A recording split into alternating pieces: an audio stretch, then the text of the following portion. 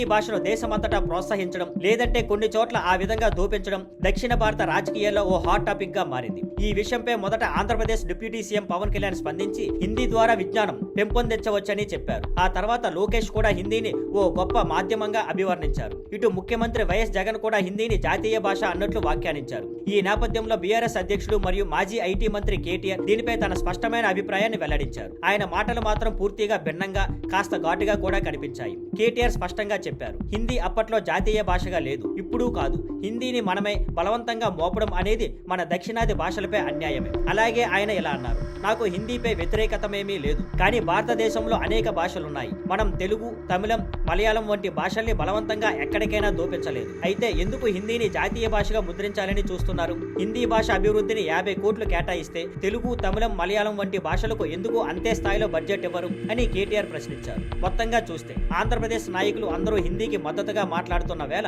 కేటీఆర్ మాత్రం తాను వేరే దిశలో ఆలోచిస్తున్నానని తేటతెల్లంగా చెప్పారు. భాషల మధ్య సమానత, బలవంతపు ప్రచారానికి వ్యతిరేకంగా ఆయన ఉనికిని స్పష్టంగా చూపించారు. Thank you for watching. Please like, share and subscribe.